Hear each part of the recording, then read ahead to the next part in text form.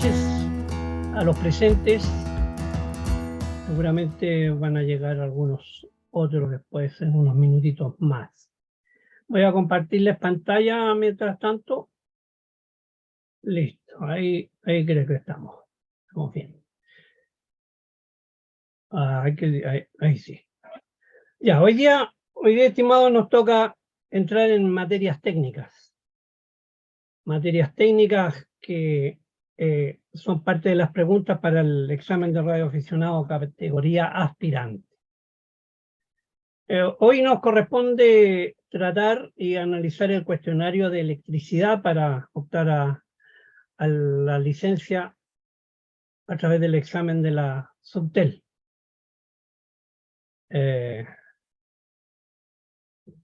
Sin mayor preámbulo, vamos a empezar durante la vista de esta diapositiva. Yo creo que les va a traer recuerdos de su época de colegio, a más de alguno, porque tiene alguna relación con cosas que se estudiaron en el colegio en algún momento, que se vieron muy por encima y ahora las vamos a ver también muy por encima. Bueno, la pregunta número 1 dice que un átomo está constituido esencialmente de cargas, potencias y resistencias. B, iones positivos, iones, está mal ahí, iones negativos, protones, neutrones y electrones, y D, otra respuesta. B, empezaron a acordarse de inmediato del colegio. Ahí les puse una imagen de lo que en el colegio nosotros vimos y siempre hemos creído o nos hemos imaginado que un átomo es eso.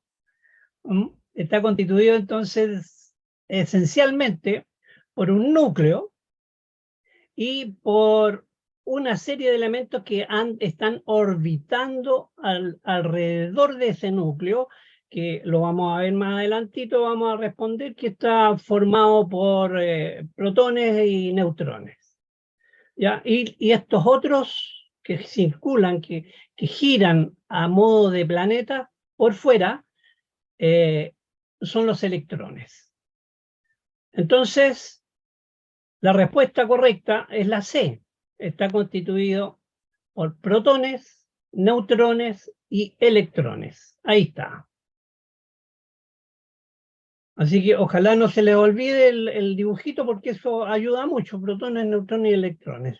Es un sistema solar chiquitito.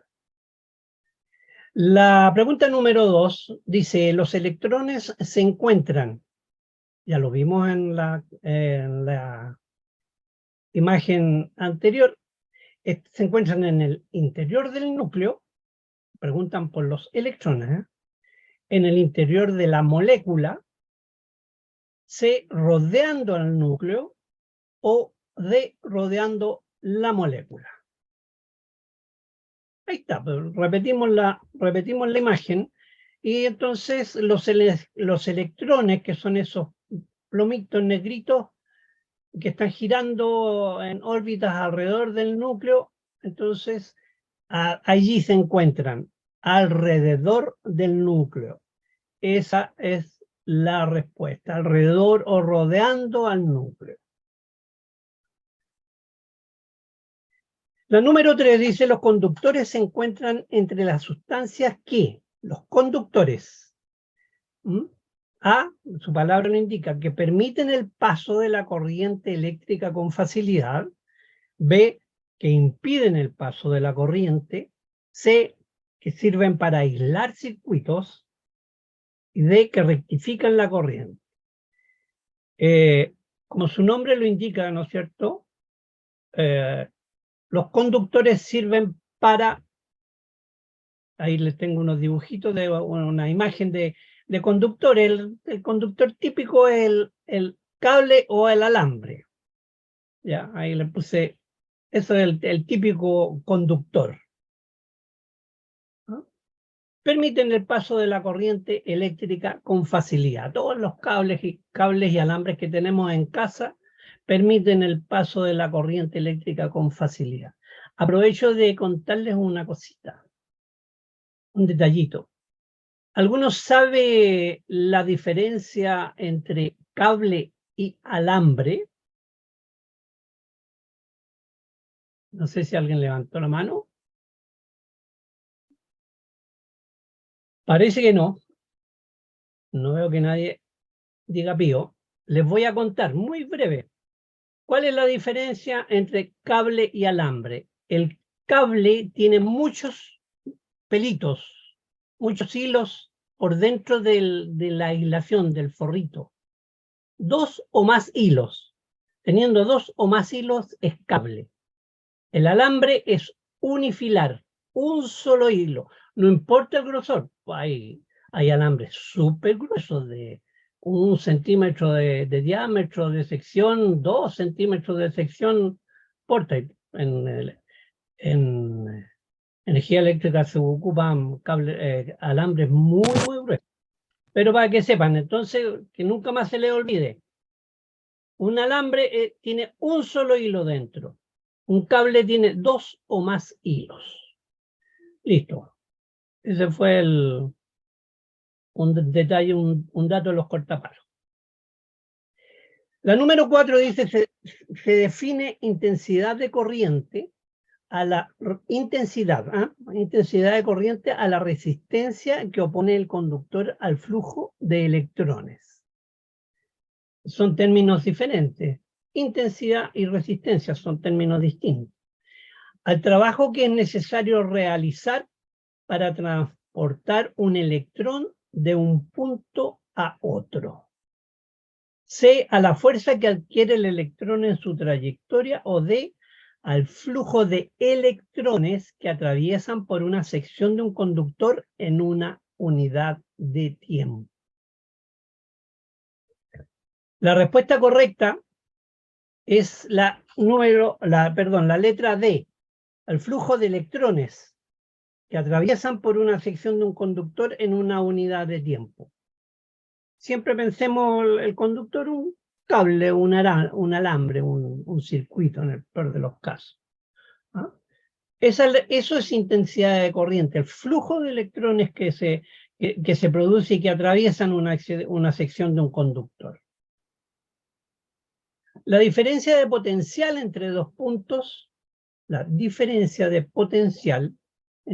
puntos, se mide en mho, ohmio, voltios o amperios. La respuesta correcta es voltios. La diferencia de potencial entre dos puntos se mide en voltios. Lo que se produce en los dos hoyitos de un enchufe. Ahí hay voltaje, ahí hay volts. ¿Ya?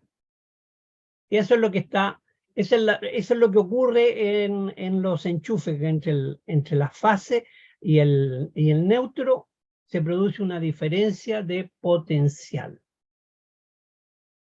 La fuerza eléctrica que produce el movimiento de los electrones en un conductor es la conductancia, la temperatura, la tensión eléctrica o la frecuencia.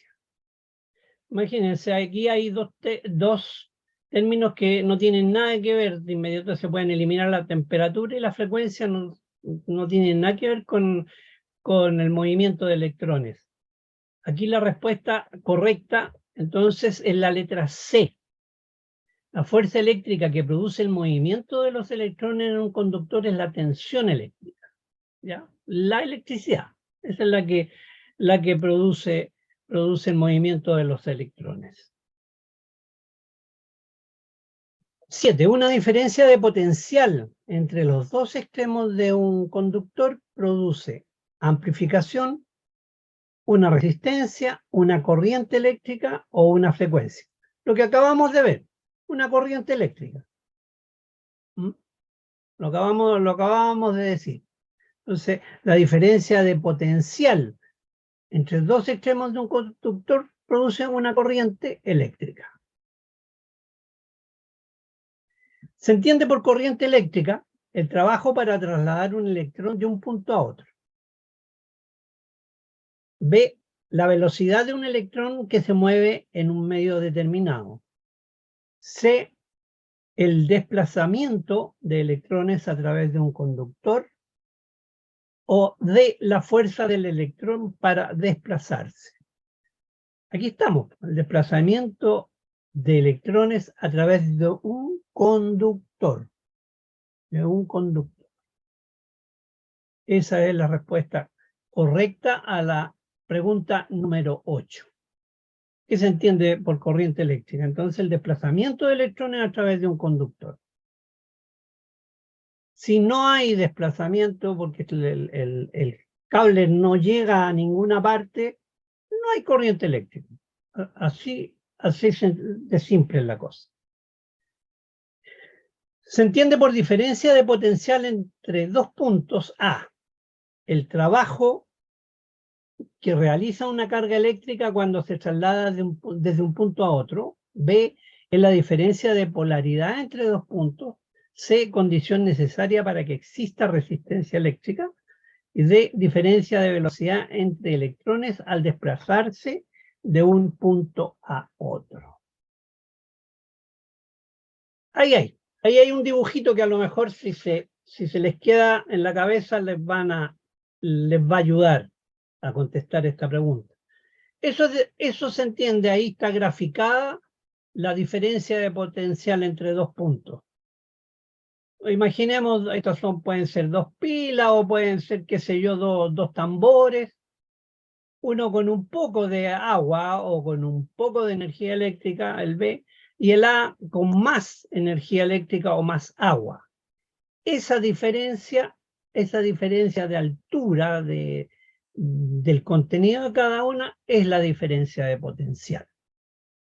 Si no hay esa diferencia, si A está igual que B, no hay diferencia de potencial, por lo tanto, no hay movimiento de electrones, por lo tanto, no me va a dar la corriente.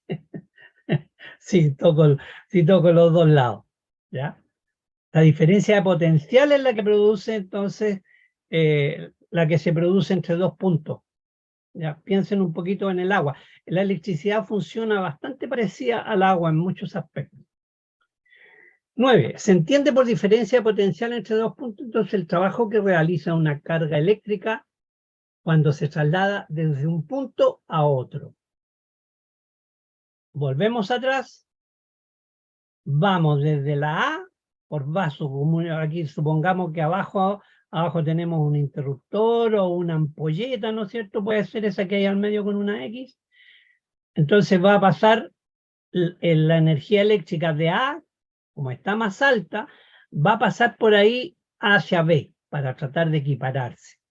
Eso es lo que ocurre. Entonces el trabajo ese movimiento que realiza una carga eléctrica cuando se traslada desde un punto a otro. La número 10 se define como potencia eléctrica ahora. Potencia eléctrica, su palabra lo indica, la energía necesaria que permite trasladar cargas eléctricas. B, el consumo o generación de energía por unidad de tiempo. C, el trabajo de varias cargas para trasladarse entre dos puntos, o ninguna de las anteriores. Mire, para graficarlo un poco, ahí tenemos potencia eléctrica. Mire, le puse unas cosas bien conocidas. Una nafe con una resistencia. ¿Ya? Ahí hay una potencia, hay cierta potencia, porque nosotros, o con un motor, el motor, por ejemplo, ahí dice que tiene un HP igual a 746 watts. O ese anafe es de 700 watts. O esa ampolleta de bajo consumo es de 24 watts. ¿Ya? Eso es potencia eléctrica. Y todas estas cosas, ¿quién las mide? El medidor de la energía eléctrica domiciliaria. ¿Ya? Esos son ejemplos prácticos de potencia eléctrica. Entonces, la respuesta correcta es la B, el consumo o generación de energía por unidad de tiempo. Lo que está pasando ahí y que se transforma en calor y qué sé yo. Se puede transformar en movimiento también, Pero eso es potencia eléctrica. 11. En un circuito eléctrico, al conectar un elemento resistivo, una carga, es elemento resistivo o carga, o resistencia, son sinónimos las tres. Se disipa corriente, se disipa energía en forma de calor, se disipa tensión o todas las anteriores. Volvemos al mismo monito. Parecido, ¿no es cierto? A lo que hablábamos del qué pasa cuando se le pone un elemento resistivo. Pasa en este caso de la NAFE, en donde hay hasta un enchufito ahí, ¿no es cierto? Va por el cable de la NAFE, entra a la NAFE, pasa por esa resistencia, o elemento de tungstenio, qué sé yo, llega al otro lado. Eso es lo que ocurre. ¿Y qué produce entonces? Se disipa energía. Ese paso de electrones a través de esa resistencia disipa energía. ¿Y cómo disipa esa energía? En forma de calor. En forma de calor. ¿Ya? Siempre va a pasar lo mismo. Aquí, por ejemplo, este motor al estar funcionando va a calentarse. Y es por el paso de la energía a través de esto que es un elemento resistivo. Lo mismo en la ampolleta de bajo consumo. No sé si las han tocado ustedes, antiguamente una ampolleta de esas de tungstenio de 60 o 75 watts, uno la tomaba y le quemaba. Ahora no le quema, pero sí está más que tibia. ¿Ya? Por eso, por el paso de energía. Se disipa la energía ahí en forma de calor. La corriente eléctrica, ¿en qué se mide? La corriente o intensidad. Anótenlo por ahí, corriente o intensidad son palabras sinónimas. La corriente eléctrica o intensidad eléctrica se mide en amperios. En amperios. Así como la medida de longitud se miden en metros. Esa es la unidad básica. Los kilómetros ya es un múltiplo del metro. La unidad básica del metro. En la corriente eléctrica, entonces, la unidad que se utiliza es el amperio. Amperios. Este dibujo, el siguiente dibujo representa, ustedes a lo mejor han visto alguna vez un circuito dibujado y aparece ese monito. En algunos artefactos eléctricos, también en refrigeradores, en cocinas, realmente tienen ese dibujo atrás, en la parte trasera. ¿Qué significa esto? Tierra, resistencia, bobina o masa o chasis. Eso es tierra. Tierra en un circuito eléctrico, cuando aparezca eso que va como en forma de triángulo, es la tierra. Así se marca la tierra. Materiales como el cobre, la plata y el aluminio, estamos hablando de 3 metales, ¿no es cierto? Son resistentes al calor, poseen una baja conductancia, son conductores u otra respuesta. Ya saben ustedes que la respuesta correcta es que son conductores. El cobre, la plata, el aluminio, el cromo, el hierro, todos esos son conductores. Por eso que nunca se debe acercar algo metálico a donde hay energía eléctrica, porque nos puede dar la corriente. La resistencia es, su palabra lo indica, la facilidad que tiene la corriente para circular por un conductor. No, eso es antónimo. B, la energía que se entrega al circuito, tampoco. La energía que se consume en el circuito, o de la oposición del material al paso de la corriente. Resistencia. La respuesta correcta es la oposición del material al paso de la corriente. Así como un tubo, si yo por una cañería tiro un poquito de agua, va a pasar todo el agua sin ningún problema. Pero si yo esa misma cantidad de agua la hago pasar por un tubo muy pequeñito, el agua se va a demorar en pasar. Eso es resistencia. La oposición del material al paso de la corriente. 16. El aire, el papel, la mica, el plástico, el vidrio y el caucho, entre otros, son buenos conductores, materiales aislantes, materias disipadoras de energía u otra respuesta. Además, pues decirle el ejemplo típico del plástico, uno con un guante de plástico ya puede tocar algo con electricidad y no le va a dar la corriente. El vidrio tampoco es conductor, el caucho, un guante de caucho o de goma también nos va a aislar de la corriente. ¿Ya? El aire también es, el aire también es aislante, porque si no nos andaría dando la corriente por todos lados. Entonces son materiales aislantes, esos que están nombrados en la pregunta 16. En la 17, para medir la resistencia es la oposición al paso de los electrones por un conductor o a través de un conductor, se usa el amperímetro, ómetro, voltímetro u otra resistencia. Aquí se están refiriendo al instrumento, no al nombre de la unidad de medida. Para medir entonces la resistencia se usa eso, porque lo deben haber visto a lo mejor más de alguna vez en las manos de alguien. Ese en realidad es un multitester. Con esa ruedita que tiene al medio, esa plomita, uno esa la gira y le dice, mire, yo voy a medir, quiero medir una pila de 4 volts nomás, no, ahora voy a medir la tensión de la casa, que deberían ser 220 volts, qué sé yo. Entonces esto es un multitester, uno puede hacer muchas mediciones. Pero aquí en este caso, para medir resistencias, se usa se usa ese instrumento, ¿ya? Que es el ómetro. El ómetro, ¿y por qué se llama ómetro? Porque la unidad de resistencia es el ohm.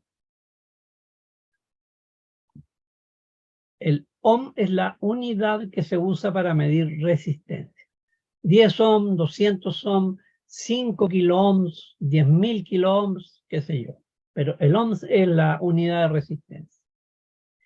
En un circuito, el amperímetro se conecta en serie, en paralelo, cualquier forma u otra respuesta.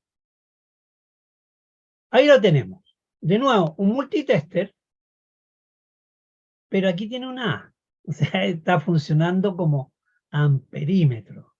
Y se dice que se conecta en serie. En serie, si ustedes se fijan, partimos por aquí, por ejemplo, por la roja y vamos a ir arriba, pasamos por la resistencia, o viramos, lo hicimos al revés, da lo mismo, viramos a la izquierda, bajamos, pasamos por la pila, seguimos para el otro lado, ahí abajo está el símbolo de tierra, seguimos a la derecha por abajo, volvemos a través de la resistencia al otro punto. Eso es que algo está conectado en serie. En este caso, el amperímetro está conectado en serie. Y hay que conectarlo en serie, porque si no, el amperímetro no funciona. El amperímetro hay que conectarlo en serie. ¿Y cuál es la particularidad de la conexión en serie? Que si yo en cualquier parte interrumpo este circuito, el circuito se abre, deja de funcionar. Cuando hay algo conectado en paralelo, y lo vamos a ver más adelante, el circuito igual, sí, las demás cosas igual siguen funcionando. Cuando están conectados en serie, no, se apaga, se termina, se corta. Entonces, en un circuito el amperímetro se conecta en serie. Si nosotros tomamos un amperímetro y lo conectamos en paralelo, no va a marcar nada, no se puede medir. En un circuito, el voltímetro ahora, el que mide voltaje, se conecta en serie, en paralelo, de cualquier forma u otra respuesta. Aquí tenemos de nuevo el famoso multitester, pero ahora lo estamos metiendo los dos terminales en un enchufe, en los dos hoyitos, en los dos agujeros de un enchufe. Y ahí vamos a medir que en este momento ese multitester o ese voltímetro dice que hay 214 volts. 214 volts o 214 voltios. Esto está conectado en paralelo. Todos los enchufes de nuestra casa, toda la instalación hogareña es en paralelo. ¿Por qué? Porque si yo puedo prender algo, apagar algo y lo demás sigue funcionando, porque está en paralelo. Si la instalación de la domiciliaria estuviera en serie, está todo conectado, todo funcionando. Desconecto algo y se tendría que apagar todo. Nos quedaríamos sin luz, sin refrigerador, sin televisión, sin ni una cosa. 19. En un circuito, el voltímetro ahora, acuérdense, el amperímetro se conecta en serie. Ahora el voltímetro se conecta entonces en paralelo. ¡Pum! Y ahí yo les puse ese dibujito porque meten los dos, meten las dos puntas del probador en el enchufe y les va a marcar el voltaje. Pero a lo demás no le va a pasar nada. El refrigerador, el televisor, todo va a seguir funcionando. El término kilo significa 10, 100, 1000 o 10.000. Como en toda medida, muchas cosas, el kilo significa 1000. ¿O no, Agustín? Sí. 1000 kilos. Ahora viene una cosa bien simpática que no deben tener idea, salvo algunos. Un resistor con los colores rojo, verde, café, tiene una resistencia de 25 ohms, 250 ohms, 270 ohms o 150 ohms. Complicado, ¿eh? ¿Cómo saberlo? ¿Cómo saberlo? Señores, en internet, o si quieren le toman una fotografía a esto, no sé, o si no, en internet entran a Google y dicen código de colores de resistencias. Y les aparece, si no esto, algo muy parecido. Lo justo, pero el ideal es que se lo aprendieran, pero no sé si lo van a querer hacer. El negro marca 0. El negro equivale a 0. El café a 1. El rojo al número 2. El naranja al número 3. El amarillo al número 4. El verde al número 5. Azul 6. Violeta 7. Gris 8. Blanco 9. ¿Ya? Es así, es una nomenclatura estandarizada universal. Después de los colores, además, hay un dorado o un plateado. El dorado significa que tiene un 5% de tolerancia, es decir, si algo mide 200 y tiene un dorado después, quiere decir el 10% son 20, ¿verdad? Por lo tanto, el 5% son 10. O sea que ese de 200 podría medir hasta 210 o hasta 190 para abajo. Eso es. Y plata es un 10%, o sea, puede ser hasta 220 o hasta 180. Entonces, la pregunta decía, color resistor con los colores rojo, verde y café. Volvamos al monito. Pero aquí no está el mono con los colores correctos. Rojo, verde y café. Veamos. Rojo, 2. verde, 5. Y café, 1, un 0. Un 0, el tercero es un 0. Entonces, rojo, verde y café son 2, verde, 5 y el 0 del café. La respuesta correcta, 250.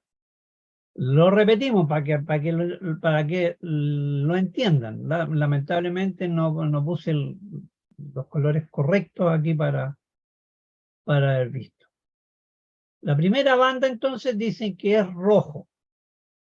Sería un 2. La segunda banda dicen que es un verde. Este es verde, entonces sería 2, 5. Y la tercera banda es café, un 0. 250 al 10%. Esa barrita plateada significa que es más o menos un 10% de su valor. Entonces ya sabemos que un resistor con los colores rojo, verde y café tiene una resistencia de 250 ohms. Seguimos con el juguete. Un resistor de 6400 ohms está representado por los colores verde, dijimos ahí, verde, busquémoslo nosotros, 6400, 6400, un 6 primero, ¿no es cierto? Azul, 4, amarillo, ¿y cuántos ceros tiene 6400? 2 ceros, rojo, verde, amarillo y rojo. ¿Por qué dije yo verde? Azul. Azul 6, eran 6700. Lo tomé como eso, 6400. Azul, amarillo y rojo. Donde no lo estoy viendo me chispoteo. Azul 6, amarillo 4 y rojo 2 ceros. 6400. Azul, amarillo y rojo. Y así se miden las resistencias. Ustedes toman una resistencia, leen después esas rayitas y van a saber de qué valor tiene esa resistencia. Una diferencia de potencial entre los dos extremos de un conductor produce un efecto de amplificación, un efecto resistivo, el flujo de una corriente eléctrica, o genera una frecuencia proporcional a la diferencia de potencial. La respuesta correcta es la letra C. Una diferencia de potencial entre los dos extremos de un conductor produce el flujo de una corriente eléctrica. Así como les mostré delante el tacho con un lado con más agua que en el otro, ahí se produce entonces un flujo de corriente eléctrica en el caso de la electricidad. No es agua, por supuesto. Entonces, el flujo de la corriente eléctrica es lo que produce una diferencia de potencial. La aislación eléctrica es la facilidad que tiene la corriente de circular por un circuito, es la energía que se disipa en el circuito, es la energía que se consume en el circuito o la propiedad de los materiales que impide el paso de la corriente. La aislación. La aislación evita, complica el paso de algo. Entonces la respuesta correcta es la propiedad de los materiales que impide el paso de la corriente. Eso es aislación eléctrica. No todos los materiales aislantes tienen la misma aislación. No, porque con cierta cantidad de corriente o cierta cantidad de voltaje ya se empiezan, el elemento se empieza a calentar y va variando sus condiciones físicas y químicas y de repente se hace conductor. ¿Ya? Así que hay que tener cuidado también con eso, que un elemento aislado no siempre va a ser exactamente igual de aislante. Por eso que en las torres de alta tensión pasan revisándolas cada cierto tiempo, porque con tanta energía eléctrica que está circulando, los aisladores que tienen las torres de alta tensión para sujetar los cables se van deteriorando. Un condensador es un dispositivo eléctrico capaz de almacenar energía. B, un dispositivo compuesto por placas que amplifica las frecuencias. C, elemento que almacena calor. O D, elemento que regula la circulación de electrones. Ese es un condensador. Si han desarmado alguna vez o han abierto una radiopila, algún otro elemento electrónico, siempre se van a ver estas cositas que son así como unas pilas, unas más grandes que otras. Ese es un condensador. ¿Ya? Y esto es la particularidad que tienen, y para eso se utilizan en los circuitos eléctricos. Son dispositivos que permiten o son capaces de almacenar energía. Son como una pila que reciben la energía y la sueltan. ¿Ya? Es un intercambio muy rápido, eso sí. O sea, con un condensador no puede hacer lo mismo que con una pila. La pila guarda semanas, meses la energía. No, el condensador la toma y la suelta, pero en décimas de segundo. ¿Qué es corriente alterna? Aparte de que la corriente que tenemos en nuestros domicilios, en nuestras casas, es la emisión continua irradiada por la antena. B es el desplazamiento de electrones que cambia de intensidad y sentido de circulación periódicamente. C es la acumulación de electrones estáticos de placa. Y D, perdón, es el flujo de electrones regulados por un capacitor. Aquí hay una gráfica, yo le puse aquí una gráfica de una corriente alterna. En este caso parte de cero, vamos de izquierda a derecha, parte de cero, sube a un máximo, baja, pasa por cero de nuevo, baja hacia el punto extremo inferior negativo y vuelve a subir, llega al cero y vuelve a pasar a un máximo superior y qué sé yo, y va haciendo esta curva. Esa es la corriente alterna. Entonces, es el desplazamiento de electrones que cambia de intensidad y sentido de circulación periódicamente. Va más positivo, máximo positivo, baja, pasa, máximo negativo, está dando vuelta para los dos lados, positivo, negativo, positivo, negativo. Esa es la típica corriente alterna. Y eso es lo que hacen los electrones.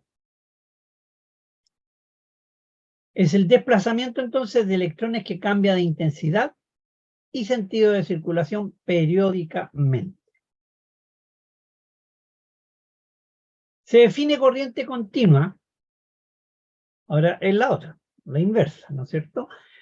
Al desplazamiento de electrones con intensidad constante y sentido de flujo único. Desplazamiento de electrones con interrupciones periódicas. Flujo de electrones que se produce al aplicar en una resistencia una diferencia de potencial. Flujo de electrones producidos por la aplicación de una diferencia de potencial y que se detecta en bobinas, condensadores y resistencia. Ya. Su palabra lo indica, corriente continua. Vamos a verlo aquí de nuevo. Yo le hice este dibujito, ¿no es cierto?, de lo que era corriente alterna. Va de cero al positivo, pasa por el cero, vuelve al negativo, y así lo que les expliqué recién. Ahora, la de la izquierda es corriente continua. Ustedes se fijan, está siempre en un punto, en un solo punto. Aquí supongamos que son 12 volts. Siempre va a estar ahí. No va a estar cambiándose. No va a ser 12 volts positivo y en el instante siguiente 12 volts negativo. No. Siempre va a ser positivo. ¿Ya? Comparémoslo con una batería de auto. Las baterías de auto que ustedes conocen y que las han visto en sus vehículos, tienen dos bornes, un borne positivo y un borne negativo. Esa que entrega la batería es corriente continua. El borne positivo va a ser siempre positivo y el borne negativo va a ser siempre negativo. Entonces, se define corriente continua como el desplazamiento de electrones con intensidad constante y sentido de flujo único. Van para un solo lado. No están variando de arriba para abajo, nada.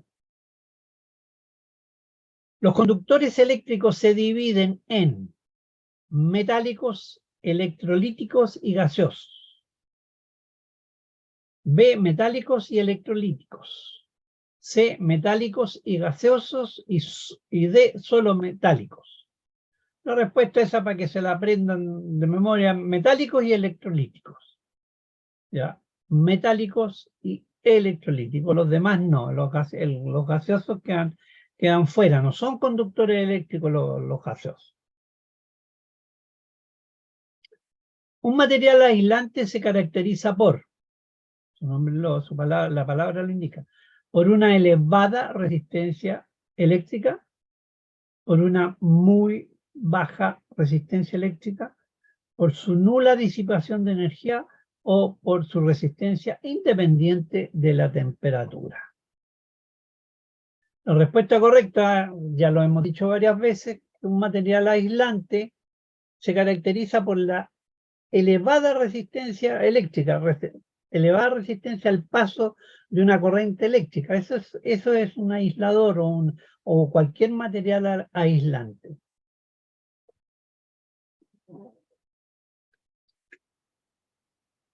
Un amperio es equivalente a 1000 miliamperios. Es como que dijéramos un kilo, ¿a cuántos gramos equivale? ¿No es cierto? Esto es lo mismo. Entonces un amperio equivale a 1000 miliamperios. 100 microamperios o una milésima de kiloamperios.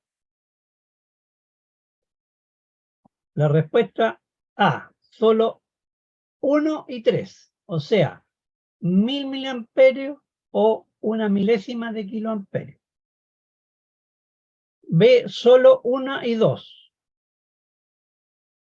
1 y 2 1000 miliamperios está bien, pero 2, 100 microamperios no es.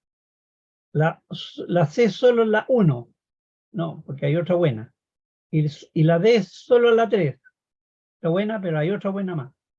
Entonces, la respuesta correcta es solo la 1 y la 3. Un amperio equivale a 1000 miliamperios o a una milésima de kilo, es lo mismo. Es exactamente lo mismo. 1000 miliamperios o una milésima de kiloamperio.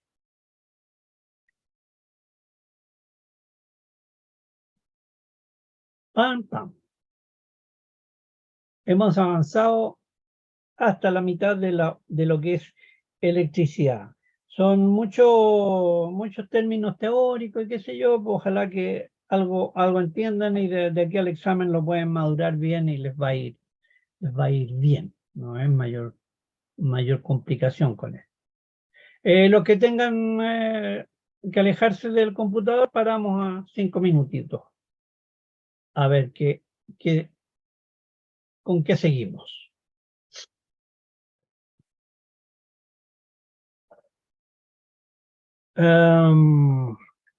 No sé, creo que ya podemos seguir. Voy nuevamente a compartir pantalla. ¿Dónde estamos? Ahí. Listo. Seguimos entonces.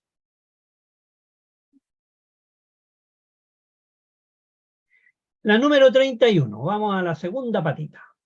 El watt es una medida de potencia eléctrica, una medida de energía eléctrica, una unidad de diferencia de potencial o una unidad de potencia eléctrica. Ojo, la A dice medida de potencia eléctrica y abajo dice unidad de potencia eléctrica. No se confundan. La respuesta correcta es eso, así como existe el volt, el ohm, el watt es la unidad. Uno puede medir en 1 kilowatt, 10 kilowatts, 700 watts, 50 watts, 9 watts, como son las ampolletas estas de bajo consumo. El watt se refiere, la palabra watt se refiere a la unidad de potencia eléctrica.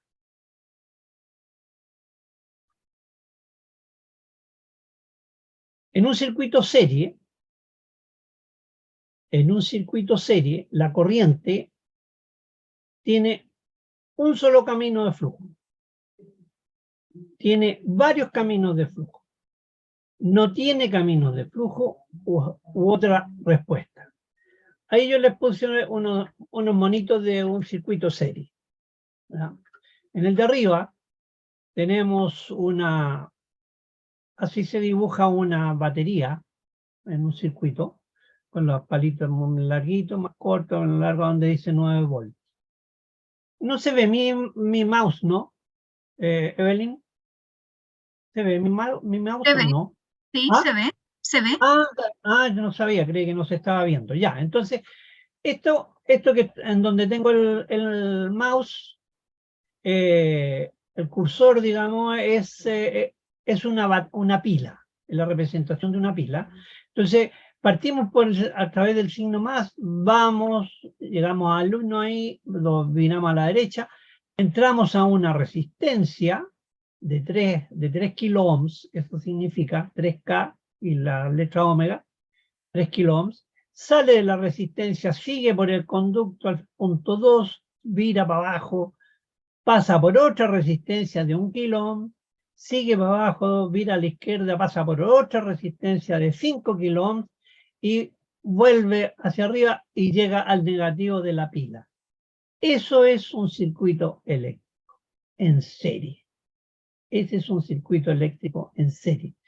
Representado ahora más cotidianamente, y cambiamos entonces lo que es la batería, la cambiamos por un enchufe, o sea, ya no van a ser 9 volts ni 12 volts o 9 volts como decía ahí, sino que van a ser los 220 volts. Y estas resistencias ya no van a ser resistencias como las que vimos delante con color y cositas, no, sino que van a ser sencillamente ampolletas. 3 ampolletas. ¿Ya? Están dibujadas arriba y abajo están hechas de otra manera, en forma más esquemática. Entonces, este es un circuito serie. Si ustedes se fijan, partimos por la patita de la L, ¿ya? Llegamos a la primera ampolleta, se supone que la corriente eléctrica pasa por dentro de la ampolleta, sale por el otro borne y se va a la segunda ampolleta, pasa por la ampolleta, sale y se va a la tercera ampolleta, pasa por dentro de la ampolleta, sale y vuelve a la otra patita. ¿Qué más claro que este circuito en serie? Lo que les decía antes. ¿Qué ocurre si yo este conductor aquí lo corto? ¿Qué va a pasar con las ampolletas? Se apagan las 3. Se apagan las 3 porque el circuito quedó interrumpido. Si yo lo corto aquí, va a venir la electricidad, pasar por la 1, va a seguir, pasar por la 2, va a seguir, pasar por la 3, pero aquí no tiene dónde seguir. Se interrumpió el circuito, se apagaron las 3 ampolletas. Eso es lo bueno para reconocer de manera fácil qué es lo que es un circuito en serie. Entonces, en un circuito serie la corriente tiene un solo camino de flujo. No puede irse para otro lado. No hay para dónde más partir. Si ustedes se fijan, tiene que pasar por las 3 ampolletas y tiene que volver a la otra pata del enchufe. Entonces, tiene un solo camino de flujo. El siguiente símbolo corresponde a la representación de, recién lo dijimos, una pila, un amperímetro, tierra o la antena. Además está decirle que esa es una pila. Da lo mismo que tengo un palito corto y uno largo. Antes, en la diapositiva anterior, eran más, ¿no? Da lo mismo, pues, y le podían haber hecho 6 rayitas, un poco para decir que es una batería más grande nomás, pero da exactamente lo mismo. Esa es la representación de una pila. El siguiente símbolo corresponde a la representación de una pila. No es ni amperímetro, ni tierra, ni antena. Ya vimos cómo se dibuja la tierra. Para medir la corriente se usa el voltímetro, el amperímetro, el ómetro u otra respuesta. El voltímetro mide voltaje, el amperímetro mide corriente o intensidad y el ómetro mide resistencia.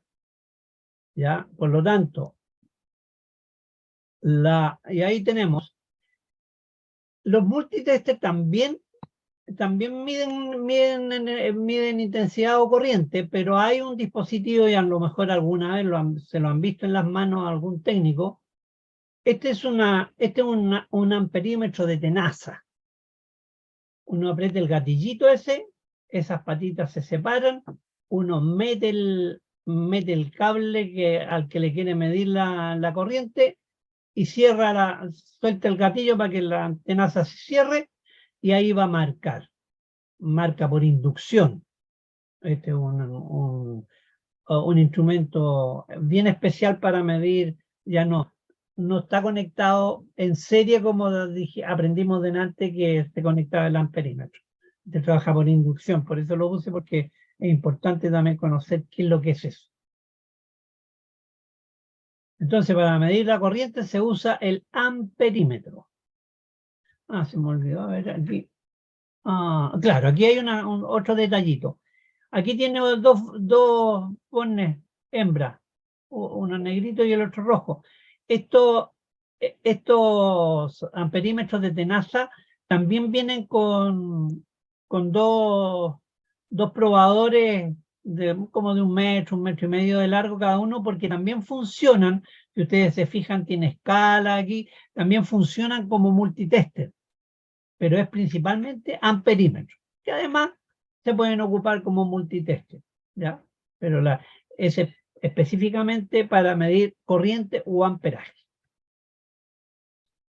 Entonces, para medir corriente se usa el amperímetro. Para medir la tensión son volts, lo que hay en la casa, 220 volts. Para medir tensión se usa el voltímetro. Ahí hay un voltímetro. Le insisto, el multitester también mide voltaje, pero este es un voltímetro que a lo mejor lo han visto en alguna parte. De repente estos instrumentos están fijos ahí y esta agujita marca y puede ser aquí, si está por 10, aquí serían 220 volts. ¿Se fijan? Ahí dice hasta voltaje. ¿Ves? El voltímetro entonces. Para medir la tensión se usa el voltímetro. El símbolo representa a un inductor del sueño, un condensador, un cristal o un inductor variable. Es un condensador. Ese es un condensador, incluso se puede decir que es un condensador fijo. Ya creo que más adelante sale otro tipo de condensador. Pero esto es un condensador. Dos cositas. Una un poquito curva. ¿Ya? Ese es el símbolo de condensador. Ahora, este símbolo en los circuitos eléctricos que se representan ahí impresos, representa un transformador, una inductancia, un inductor con núcleo de hierro o una inductancia serie. Ahí tenemos ejemplos de esto. Les puse una imagen física.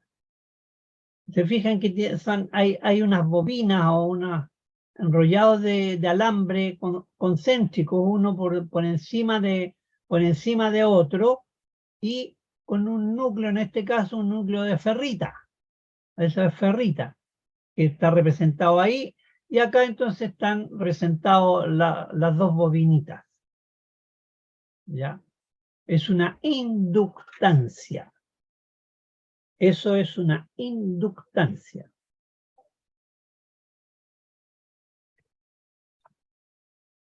El henrio. Ahora volvemos a las unidades de medida. El henrio es la unidad de medida de impedancia, capacidad, reactancia o inductancia. Apréndanselo de memoria. El henrio es la unidad de medida de inductancia. Inductancia. Las bobinas tienen inductancia. ¿Ya? La particularidad de las bobinas, lo que hacen las bobinas se miden en henrio y corresponden a inductancia. El milihenrio, aunque no sepan mayormente qué es lo que es el milihenrio, pueden deducir que es la milésima parte de un henrio. La milésima parte de un henrio. O sea, si leemos aquí 10, un milésimo, 10 milésimos, 100 milésimos, la respuesta correcta es una milésima de un henrio. Un milihenrio es esto, una milésima parte de un henrio. ¿Ya? Números decimales. La capacidad de un condensador se mide en henrios, no, dijimos que eso era inductancia. Voltios, dijimos que era voltaje. Faradios, significa, no hemos dicho nada de eso, y los columbios tampoco. La respuesta, perdón, aquí hay una... ¿Qué son los condensadores? Ahí se los presento. Ese es un par de condensadores, uno más grande, uno más chico. ¿Ya? Uno más grande y uno más chico. La capacidad de los condensadores se mide en faradios. Siempre uno en un condensador va a ver esto escrito, lamentablemente no se alcanza, no, en ninguno de los dos se alcanza. Aquí está, aquí. Este condensador dice que es para 160 V corta, 160 volts y 100 microfaradios. 100 microfaradios. ¿Por qué? Porque el faradio es la unidad de medición de los condensadores. La capacidad de un condensador se mide en faradios. El faradio es la unidad de medida de capacidad, inductancia, impedancia o reactancia. Recién lo dije, el faradio es la unidad de medida de capacidad. Capacitores, condensadores, es lo mismo. Condensador o capacitor, que son sinónimos y se miden en faradios.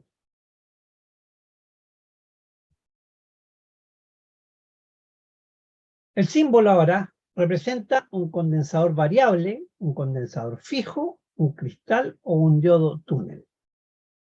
Ese, señores, con la flechita esa, es un condensador variable. Antes se fijaron que pasamos por un condensador, pero que era las dos rayitas estas nomás. Ese era un condensador fijo. Ahora, como se le pone esta flechita en diagonal, sabemos que es un condensador variable. Y aquí abajito les puse por si ¿qué es lo que es un condensador variable? Alguno que haya burgueteado una radio vieja o que vaya al Persa el fin de semana, compre un cachureo, un cacharro y se puede encontrar con esto. El condensador variable es lo que hacía, ahora se hace en forma digital, de otra manera, ¿no es cierto? Pero en las radios tradicionales, esto permitía hacer la sintonía de las diferentes radios. ¿Por qué? Si ustedes extrapolan, se imaginan, aquí hay unas láminas fijas ahí abajo, y aquí también. Y estas láminas están movibles, están móviles con este eje, uno gira el eje y estas láminas se giran. ¿Y hacia dónde se giran? Hacia allá o hacia acá. ¿Y qué pasa al girarla? Entran más o menos en estas láminas que están fijas. Entonces, ¿qué se produce? Una variación de la capacidad de ese condensador. Si nosotros este condensador lo soldamos aquí, se transforma en un condensador fijo. ¿No es cierto? Porque estas láminas van a estar a una distancia determinada, siempre igual de estas láminas fijas, y le van a dar entonces una medida de capacidad definida. En cambio, como este es un condensador variable, desde aquí de este eje lo podemos variar y podemos hacer que esas láminas móviles entren, se acerquen o se alejen de las láminas fijas. Por eso que se llama condensador variable. Pues se le puede variar la capacidad. Ahí está. Condensador variable. Acuérdense que con la flechita es condensador variable, sin la flechita condensador fijo o condensador, ¿no?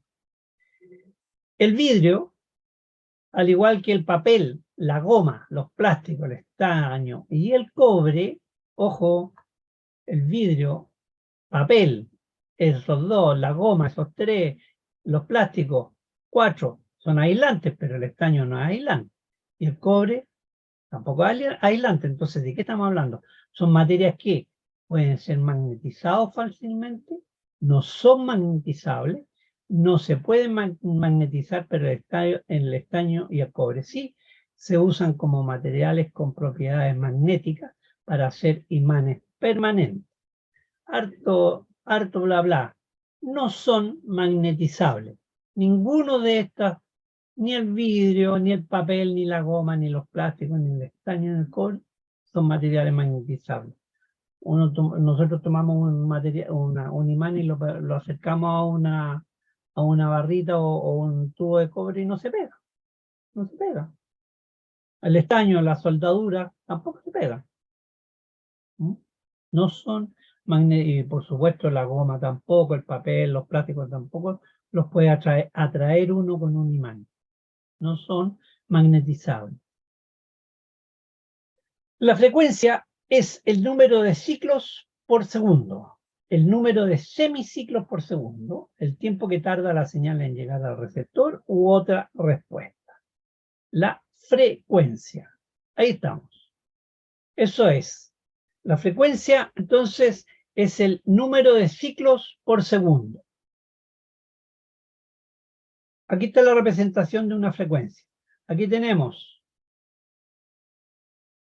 1, un ciclo. Un ciclo va desde un... ¿Se fija? Esto no, aquí no, es medio nomás. El ciclo completo es hasta aquí. Ese es un ciclo. Acá, otro ciclo. Y acá, otro ciclo. O sea, que esta entonces la frecuencia es de 3 ciclos, pero por la unidad de tiempo.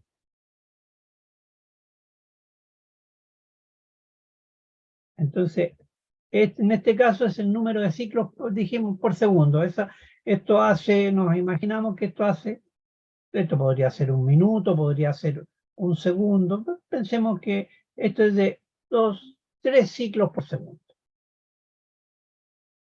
Súper baja, una frecuencia súper baja. 3 ciclos por segundo. En un segundo 3 veces nomás. Pero eso es. La frecuencia se mide así. Número de ciclos por segundo.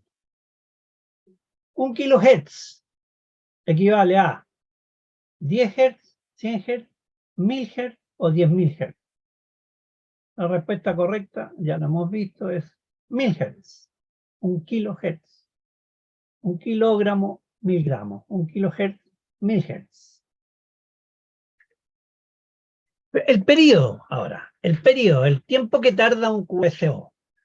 El tiempo que tarda la señal en efectuar un ciclo. El tiempo que tarda la señal en llegar al receptor u otra respuesta. Ahí tenemos el periodo. Ahí tenemos un periodo. ¿Se fijan? Ahí se completó un ciclo. No importa de dónde sea. Aquí también tenemos un ciclo. Desde más arriba, lo tomaron desde acá, pero también hasta donde mismo. Eso es un ciclo. El tiempo que tarda la señal en efectuar un ciclo, eso es periodo. Mírenlo de nuevo. Ahí están los dos. Un ciclo. Los dos son iguales. Parten desde distintos puntos, pero tienen que llegan al mismo punto final. Este es un ciclo al igual que este.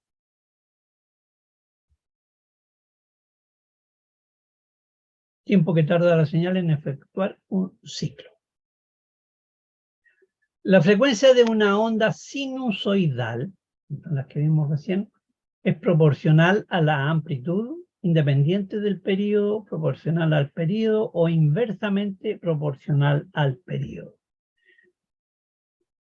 Ahí tenemos la frecuencia de una onda sinusoidal. Aquí tenemos una onda sinusoidal. Se demoró todo esto en un ciclo. ¿Se fijan? Lo que vimos recién, ¿no es cierto? Esto es un ciclo.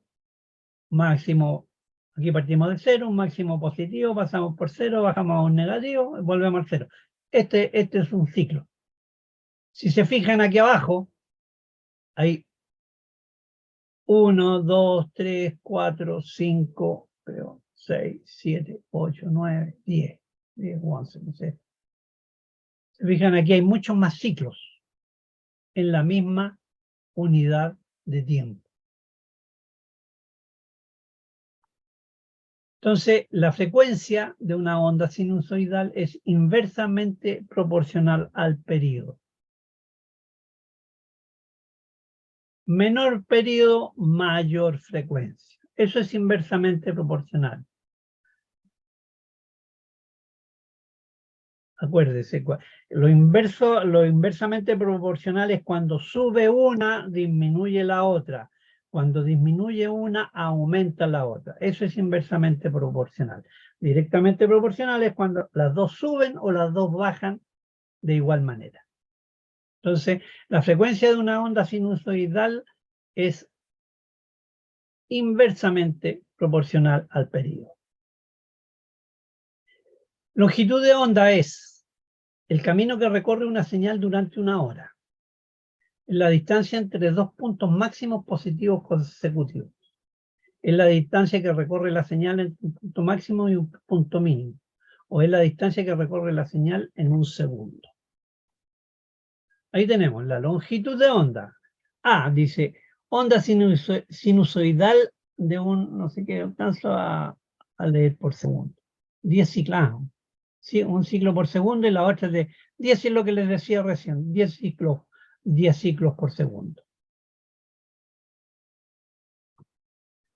Entonces la distancia entre dos puntos máximos positivos consecutivos, la longitud de onda. Ahí van siendo. Eso es un punto positivo máximo.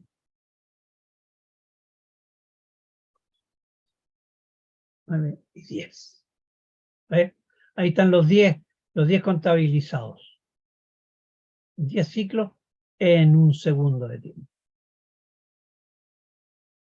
Entonces, la longitud de onda es la distancia entre dos puntos máximos positivos consecutivos.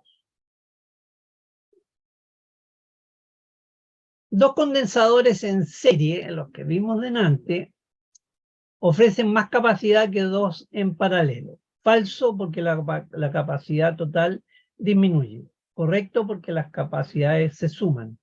Falso porque las capacidades en serie se mantienen, u otra respuesta. Dos condensadores en serie. Aquí yo le puse un dibujito, porque este no es video, ¿eh? Le saqué la imagen nomás a ese video. ¿Qué pasó? Aquí. Ahí está. Aquí están conectados 3 condensadores en serie.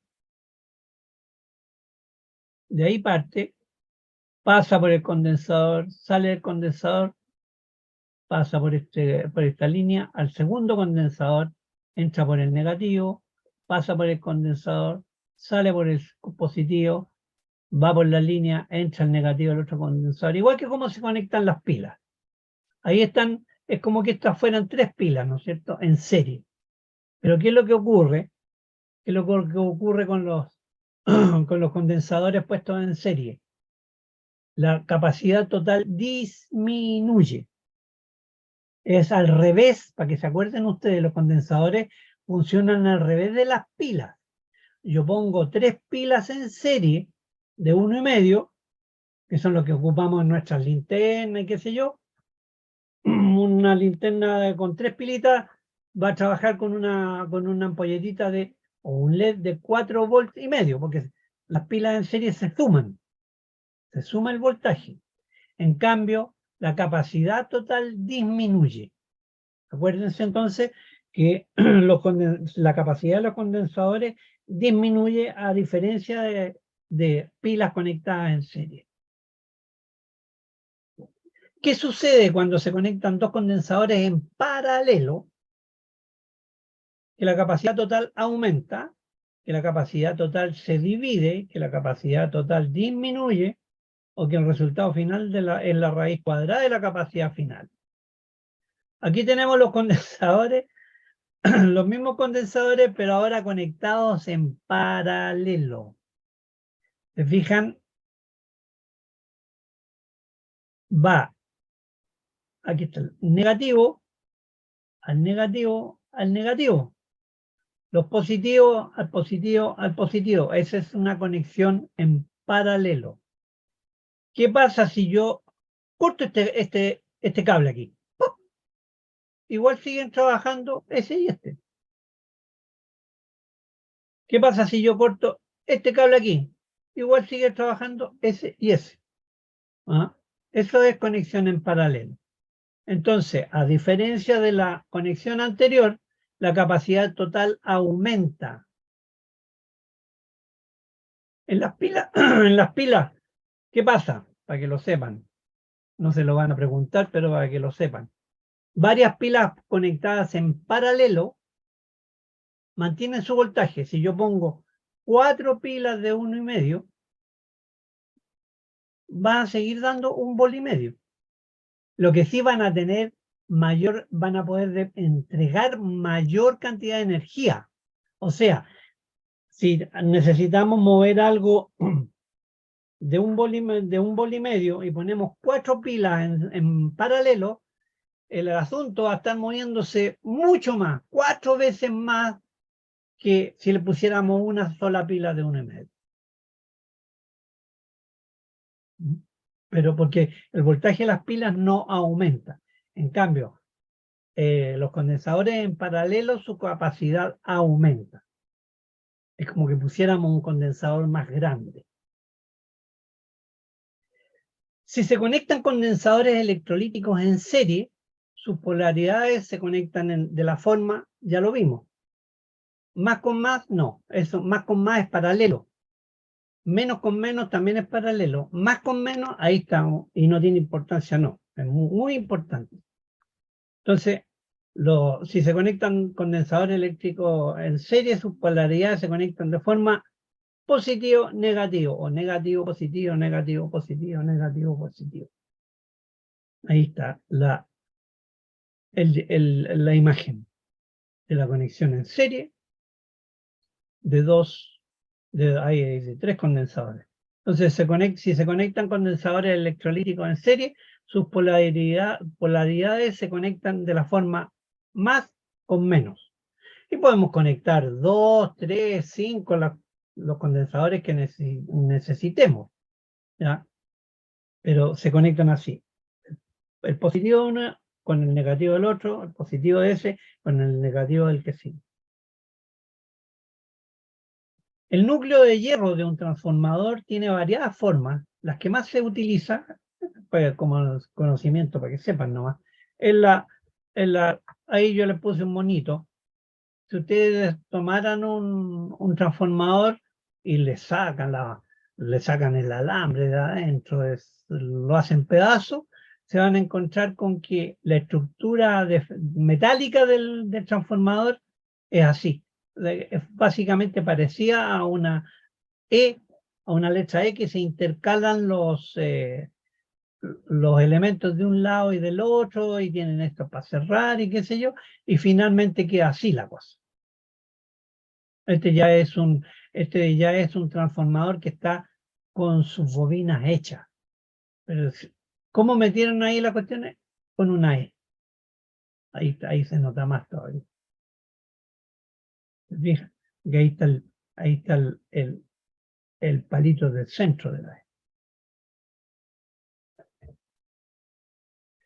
El núcleo de hierro de un transformador tiene variadas formas. La que más se utiliza entonces es el corte en E y en L de las láminas. ¿Ah? La corriente suministrada por una batería es continua, alterna, para emergencia o acumulada. La corriente suministrada por una batería es continua. Yo les dije adelante. En las baterías de auto hay un polo positivo y un polo negativo. El polo positivo siempre va a ser positivo. Si no, no se podría marcar, pues, ¿cómo hacer un positivo si está siendo positivo y negativo? No, la corriente suministrada entregada por una batería es continua. Por eso que tiene los polos marcados. La tensión domiciliaria más común en Chile es 110 volts, 50 ciclos, 110 volts, 60 ciclos o hertz, 220 volts, 50 hertz o ciclos, y 220 volts, 60 ciclos. La tensión domiciliaria en Chile es de 220 volts y 50 ciclos. A diferencia de Estados Unidos, por ejemplo, en Estados Unidos el voltaje son 110 volts, pero el ciclaje es diferente al de Chile. Son 60 ciclos allá. Por eso que hay cosas que están hechas para Estados Unidos, que vienen a 110 volts y que es, por ejemplo, un reloj. Si no viene compatibilizado, el reloj acá va a andar como la mona, por el ciclaje. Y los ciclos, ¿qué son? El ciclaje son ciclos por segundo, lo vimos delante. Es el número de veces que se invierte el positivo y el negativo por unidad de tiempo, en un segundo. ¿Qué significa entonces? Que aquí en Chile son 220 volts y 50 ciclos por segundo. O sea que está yendo de positivo a negativo 50 veces por segundo. La fuente de poder de un transceptor está destinada a la fuente de poder de un transceptor, transmisor, cualquier equipo electrónico en general. Aumentar la potencia de transmisión, aislar los equipos de la red de suministro eléctrico, proporcionar la energía necesaria o todas las anteriores. Ahí tenemos una fuente de poder típica de hoy en día. Estas se llaman fuentes switching. Fuentes switching son más pequeñas, disipan un poco de calor, como vimos delante también, que todo paso de voltaje produce energía la que va adentro, y eso también produce calor.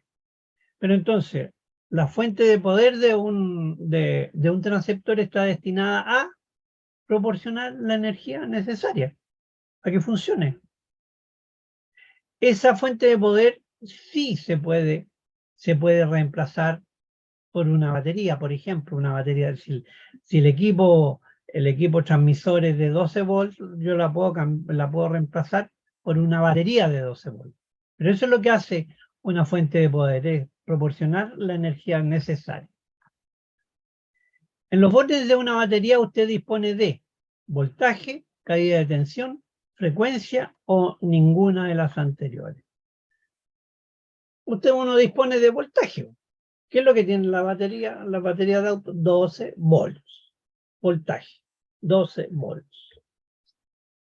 La corriente continua puede circular a través de resistencias y condensadores e inductancias, resistencias e inductancias, o solo de resistencia. La respuesta correcta es de resistencias e inductancias. Resistencias y bobinas, por ahí pasa, por ahí puede pasar la corriente. Por resistencia y por bobina. La corriente alterna puede circular a través de condensadores, resistencias, inductancias o todas las anteriores. La corriente alterna puede pasar por cualquiera de esas partes, por condensadores, por resistencia, por inductancia, indistintamente. ¿Ya? Se van a producir ciertos cambios al pasar por un condensador, va a ocurrir una cosa diferente al pasar por una resistencia, pero eso no lo vamos a analizar. ¿Ah? La corriente alterna puede pasar a través de condensadores de resistencia e inductancia, eso basta por ahora. Este símbolo, ¿qué es lo que representa? El anterior era para abajo, más bien para abajo, ¿no es cierto? Esa era tierra. Esta ahora es una inductancia serie, una inductancia, una antena o un transformador. Antes vimos que el transformador es con esas bobinitas, esas cositas, así que no es. El símbolo entonces representa a una antena. A una antena. En un circuito vemos un monito nosotros y a donde va a conectar la antena va a aparecer ese símbolo. El sistema AWG, Alpha Whiskey Golf, se usa para designar longitudes de varillas de toma tierra, designar longitudes de vientos en torres, designar diámetros de cables eléctricos o designar capacidad de fusible. ¿Alguna vez habrán ido al Sodimac a comprar un cable para hacer una extensión o una instalación eléctrica en la casa y pasan por el departamento, ahí por el pasillo eléctrico y se encuentran con estas cosas? Ahí están los AWG. Son los tamaños, el espesor, el diámetro, la fricción de distintos alambres y cables. Todos tienen su nomenclatura, su número. ¿Ya? Y yo les puse harto, ¿no? Ahí, bien grueso, hay hasta unos delgaditos. Entonces el sistema AWG se usa para diámetros de cables eléctricos. Y eso, acuérdense, ahí lo ven en Sodimac, en MISI, en la parte eléctrica correspondiente. El proceso de transformar voltaje alterno en continuo se llama transformar, se llama rectificar, se llama oxidar o se llama filtrar. El proceso de transformar voltaje alterno en continuo. Lo bonito que vimos delante, esta era una corriente alterna y la transformamos en continua. Esa corriente quedó rectificada. Rectificada. Proceso de transformar voltaje alterno en continuo se llama rectificar. 62. Para evitar daños al equipo de radio, la fuente de poder debe ser del voltaje especificado para el equipo. Debe ser de corriente continua. Debe ser del amperaje superior al exigido por el equipo y todas las anteriores. Todas las anteriores. Entonces, para evitar daños al equipo de radio, la fuente de poder debe ser del voltaje especificado. Ya, si el equipo normalmente funciona con 12 volts, hay que ponerle una fuente de poder de 12 volts. Debe ser de corriente continua. Todos trabajan con corriente continua. No hay con corriente alterna. Y de amperaje superior al amperaje, no voltaje. Si le ponen un voltaje superior al exigido por el equipo se va a quemar. Pero si le ponen un amperaje superior al exigido, por ejemplo, si el equipo requiere 5 amperes de corriente, 5 amperes de amperaje, y yo lo conecto a una fuente de poder de 10 amperes, magnífico, va a trabajar más holgada la fuente de poder. pero sí es importante entonces que el voltaje sea el adecuado para el equipo, que sea de corriente continua y que sea de un amperaje superior al exigido. Porque si no pasa esto. ¡Ah! Uno le puede dar la corriente, puede quedar como loquillo. Si quedaron más o menos así con lo que vieron hoy día, para la próxima clase va a ser peor. Muchas gracias, Pato. De nada, pues. No hay de queso, no más de papa, como decía ¿ah? Muchas gracias. Ah, Agus, ¿cómo va la cosa? ¿Bien? Muy bien, muy bien. Qué bueno. Oye, entonces, para todos, nos juntamos el próximo miércoles, creo que no hay nada especial hasta el momento, así que nos juntaríamos el próximo miércoles 31 de mayo a las 20 horas. En libertad Gracias a todos. Gracias. Gracias, Pato. Gracias a ustedes por asistir y nos estamos viendo la próxima semana. Ya se acerca el momento en que hayan nuevos radioaficionados en Chile. Buenas noches a todos. Dejo de compartir pantalla. Buenas noches, que descansen. Buenas noches. Chao. Gracias, buenas noches, chao, chao.